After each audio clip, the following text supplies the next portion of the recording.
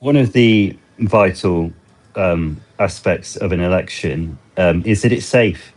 We know that it's going to be free and fair beforehand. In fact, it's only really possible to make a serious complaint before an election takes place. And I think in most countries, it is up until the day before.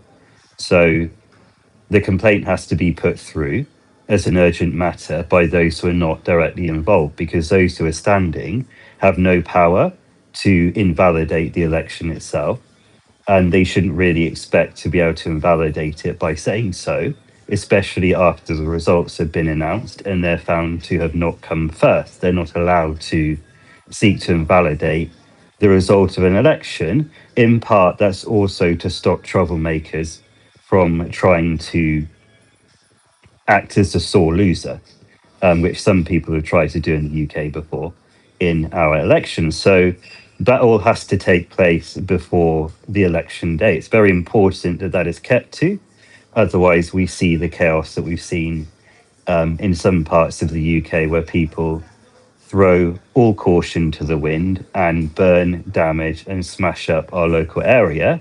And not only are we already aggrieved at the fact that people do that at the weekend, we're then angry that people have done it because they felt like it. So to riot through an election, to say that it's not fair, is not allowed according to our rules.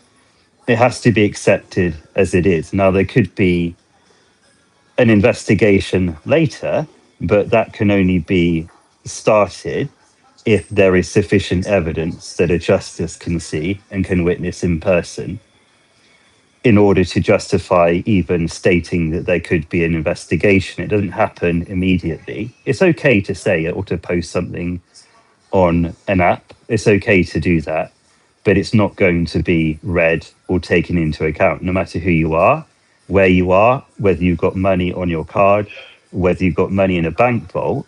What you say about it is not going to be listened to, because you are not a rule. You are not a precept and you are not a guideline. Elections have to run like that so that anybody who's got a reasonable, rational mind is able to choose to stand, and they should do that. This is a free and fair democratic country, and that is how things had to be run in Gorton and Denton. And we as UK citizens will not make an apology for that being the case. It may offend the rough or raw sensibilities of some people, but UK citizens will not seek to make any formal apology for the way that an election is run here. We are just simply not sorry to you. Now, whether a individual, male or female, decides to write out that they think there was a problem, it can be ignored because we don't know who God is. We don't think Jesus is here, and we don't really have to think that he or she are even a part of that God body that is probably in heaven still. So we carry on, and unless there is a significant constitutional reason why, we we as passive observers and spectators in all parts of the UK, apart from Gorton and Denton, have to carry on and possibly think that there's somebody who calls themselves Green who's won. And so that is accepted in all parts of not Gorton and Denton, which apparently is near Manchester, if you need to know, or in Greater Manchester. I have been to that area of the country. I think it's rather nice.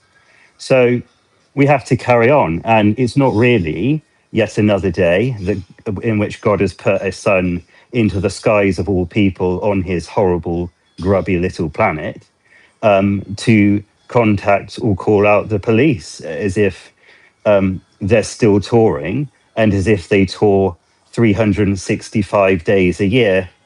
So the individuals who would look at an election if there were a problem among the citizens that police here would have names, and they would also have a contact number, and no doubt they would respond given enough days in which to do it, you know, what like, to a question about it. But we do have to be patient, otherwise those days may be filled with us scratching our bodies, for instance, or trying to kill our cat, or in fact attack our neighbour. So let's be careful.